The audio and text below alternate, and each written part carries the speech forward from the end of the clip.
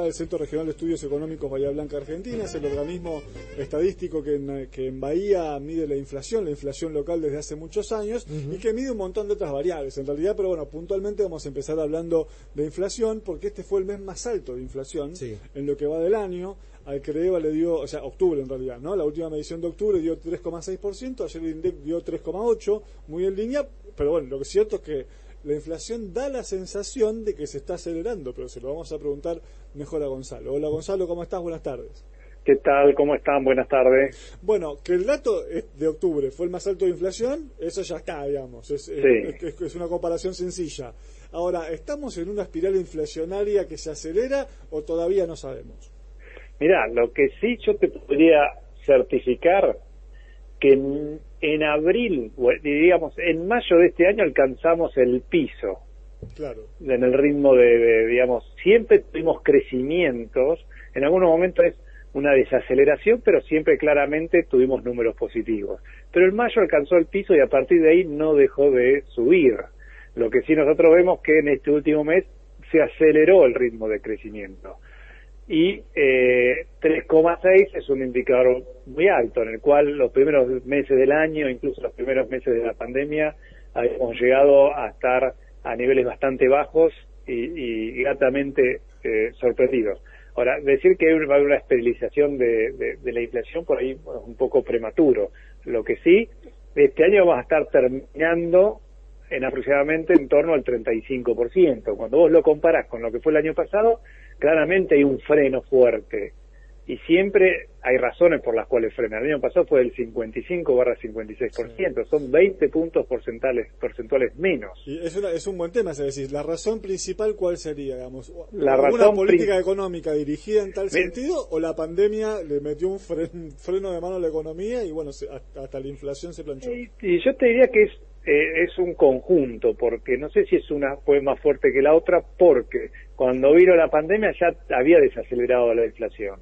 Entonces ahí ves políticas económicas establecidas por el gobierno, que yo le digo una especie de encorsetamiento de la economía, porque pisó los precios en todo sentido, pisó los precios con respecto a los precios esenciales, precios máximos, lo que fueron las tarifas, el dólar relativamente quieto los primeros meses del año. Te diría que los primeros meses del año nos olvidamos de hablar del dólar, cosa que no había sucedido lo mismo en los 2 años anteriores. Y la pandemia dio un golpe muy fuerte, claramente. No es indiscutible, porque no solamente acá, sino a nivel internacional, y ahora viene la segunda vuelta.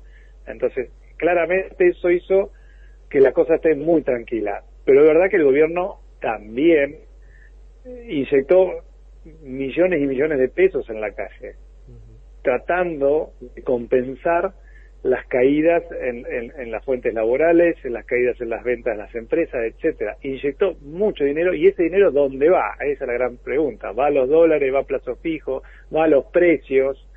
Y estos últimos tiempos el dólar que se fue para cualquier lado, por lo menos el dólar informal, y si uno siempre mira el dólar oficial, en definitiva la realidad te toma los precios del informal, y la reserva cayendo. Entonces es lo que hoy está impactando en los precios. Claro. El año que viene vamos a tener cerca del 50%, entonces ahí es donde vamos a tener que prestar atención.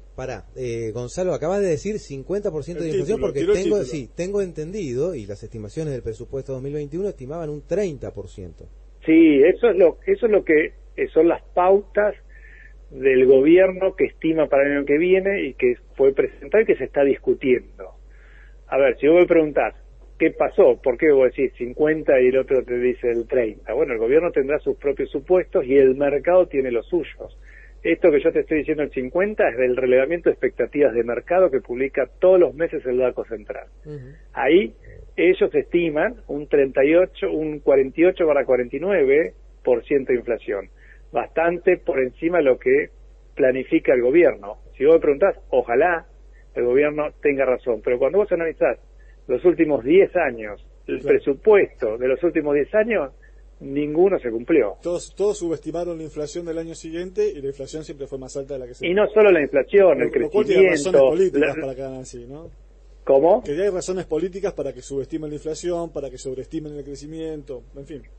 Bueno, siempre hay intereses internos y después, obviamente, a ver, esto es una planificación ex ante, ex post, después la realidad te muestra muchas diferencias, no solo porque hagan las cosas mal o porque le planifiquen mal o estimen mal, sino porque también hay un montón de ingredientes que no los manejamos nosotros como país, que pueden ser guerras comerciales de Estados Unidos con China, devaluaciones del real brasilero, caída de la economía, pandemia, hay un montón de cosas que nosotros no manejamos, estamos muy lejos, que cuando ocurren nos impactan a nosotros inmediatamente. Claro, bueno, también podemos incluir ahí el precio de los commodities. Siguiendo con el tema de los precios, a ver, respalda la idea de que va a haber una aceleración inflacionaria, entre otras cosas que se espera que para principios del año próximo haya un aumento en el precio de las tarifas. Luz, gas, etcétera, combustibles también. De hecho, el 1 de enero hay una estimación del 30% de aumento. Eso que vos estás diciendo es el año que viene, porque tampoco puede seguir el gobierno pisando las tarifas, cosas que se hizo en épocas anteriores. Porque además también tiene que bajar su gasto, y la forma de bajar su gasto es bajando los subsidios, permitiendo a las empresas proveer servicios públicos que actualicen sus precios. Y eso va a impactar en los precios nuestros, en los bolsillos nuestros. Lo mismo el combustible, lo mismo las telefonías, es decir, y precios máximos que también se está hablando de desarticularlo, con cierta contención. Por eso el famoso acuerdo social, porque si todo el mundo quiere actualizar todo lo que perdió en un mes, y bueno, esto va a ser caótico. Por eso que también se estima que la inflación va a ir en torno a esos valores que yo te decía, por lo menos del REM. Claro, Gonzalo, me pongo en la piel de un asalariado, de una persona que gana 30, 40 mil, 20 mil pesos, si querés también, y demás. ¿Qué hago ante este panorama? ¿Qué hago? ¿Hay alguna solución? ¿Puedo cubrirme de alguna manera para que buscar tu segundo laburo? Sí, para que la inflación no me a ver, liquide. Eso que dice Maxi es lo que viene pasando sistemáticamente, no es nuevo. Vos tenés un jefe de familia que trabaja y que no alcanza, y que tenés a tu otra pareja, sea hombre o mujer, no importa, que tiene que salir a buscar otro trabajo. Tenés gente demandante de nuevos trabajos, que trabaja en la actualidad, que cumple con horarios y está buscando un segundo trabajo.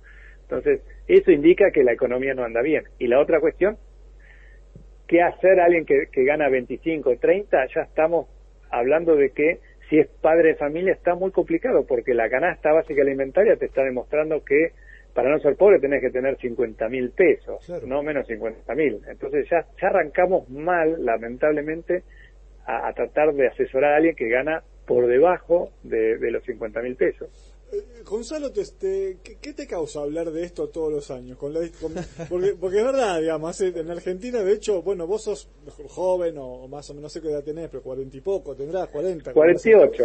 Bueno, parecés menos, mira, 48. Pero bueno, salvo el periodo que no hubo inflación en los 90, durante algunos años, pero que igual, digamos, después la salida de ese proceso fue bastante traumático, ¿no?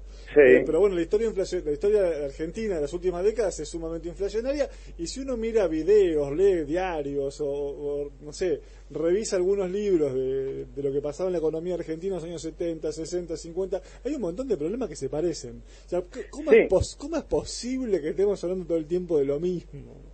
Sí, a ver, la economía forma parte de una ciencia social, con lo cual deja de ser exacto, aunque muchos creen que la economía, como tiene números, es exacto. No, está muy lejos de ser exacto. Eso significa que los hechos sociales nunca se replican, pero sí las consecuencias son desempleo, inflación, digamos, no cumplimiento con organismos internacionales, digamos, y altos impuestos, presión fiscal. Eso es como que es lo que vos estás diciendo. Pasa las décadas y estamos hablando de lo mismo, pero los hechos tope de precios.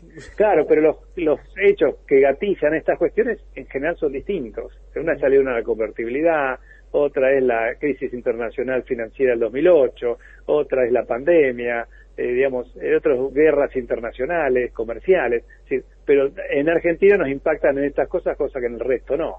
No tenemos una política económica acorde, no tenemos una política que mire a largo plazo, siempre miramos al corto plazo. La economía argentina es cortoplacista, no el gobierno, sino también los empresarios.